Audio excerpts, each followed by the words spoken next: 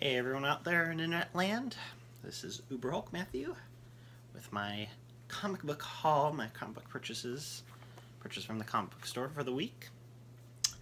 Without further ado, first up we have my free Marvel previews Spotlight Generations thing. I don't know, it was free. I wasn't even going to take it, but the comic book store lady just said, "Hey, take this, it's free." It's like, alright. I know someone at work that loves free junk, so I'll just give it to him, I guess. I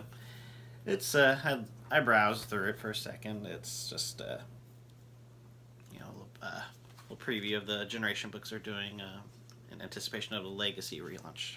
So it's going to be all the, old classic versions of Marvel characters with the new and hit versions, one shots of them all.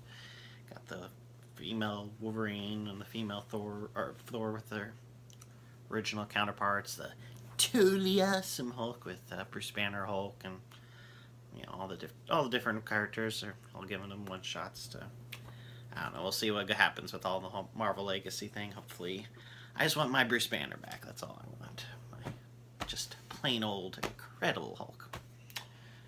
All right. As for the actual purchases, we have Secret Empire number 6.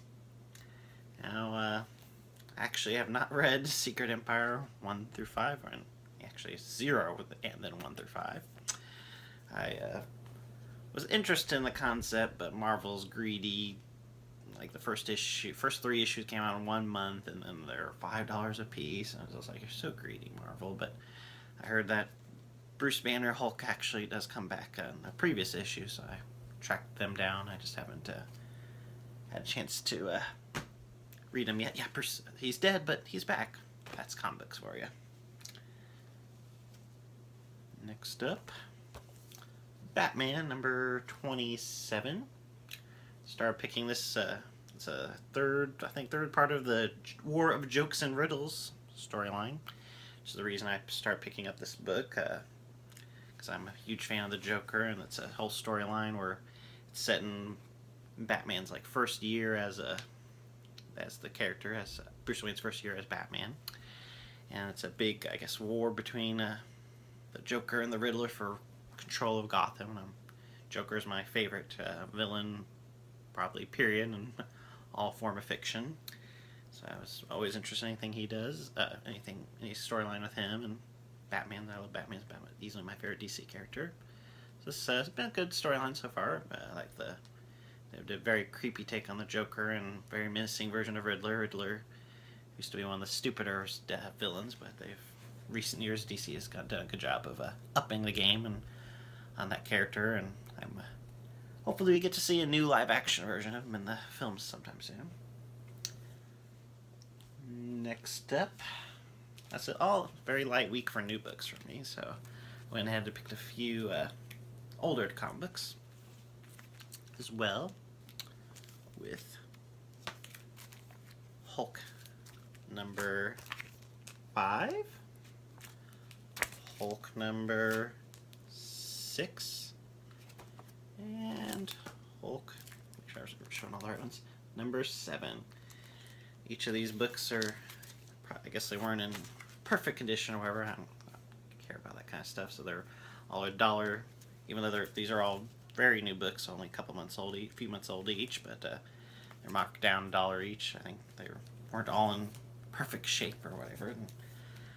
And I gave the first 2 issues of this book a try because I was craving something Hulk related, and the silly humor of Totally Awesome Hulk wasn't doing it, and this looked like a very serious take on the female version of the Hulk, the She-Hulk normally, but now just Hulk.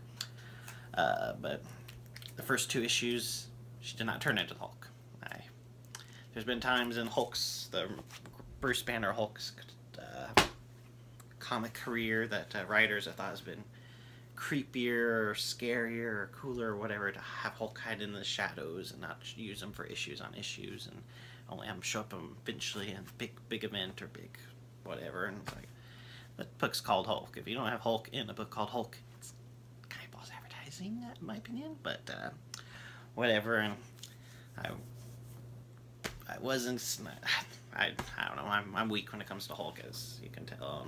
I just was looking through the back issues and saw those, and at least I'm not paying full price. So I'll read them, and maybe I'll get back caught up on the main storyline as well. But yeah. Then just a random Deadpool book from the '90s. I think I'd like to try to get all the Deadpools from the '90s. Yeah. From that, I don't know. I can't remember how many issues this ran. This was back before Deadpool was a niche character, and I like Deadpool 4. He was cool, man. And I didn't actually collect all the comic books from that time period. I was thinking back before I had a job and stuff, so I didn't get everything I wanted. So I think I'm going to try to fill in that gap in my collection. The only Deadpool books I will not be getting is the Daniel Way books. His time on the character, that was awful. I actually quit reading Deadpool for a while just because this is awful. But yeah, this is got mummies in it. Got Deadpool and mummies, monsters. I love monsters. Only $3.50, so hey. And finally, I do a thing where I'm kind of a comic book pimp, comic book smuggler, comic book mule, whatever you want to call it.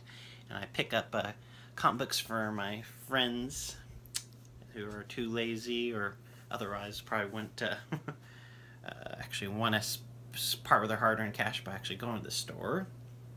And I pick them up for them, and then they give me the cash for them later. And they get comic books delivered to them and bagged and board. I bag and board them too. And I get to read more comic books, so it's win-win all. And I get help out the comic book store a little bit more, the industry. Because like I said, I don't think the people that I pick these up for would be buying them if it wasn't for the convenience of me delivering them to them. But yeah, this is Superman 27, my best friend's. It's his favorite character, so yeah. Got the Superman and Superboy there. I'm a huge fan of the whole Superman and kid thing. So, but they've had some pretty good issues. They had a storyline involving invasion of alien body snatchers type thing for the last few issues of this, and Frankenstein's monster and Bride of Frankenstein's monster were involved in it, so that was a pretty good storyline. Well, that's it. Outside of if I didn't get those back issues, have been not even really even worth the drive to the comic book store, so that's why I pretty much picked them up too.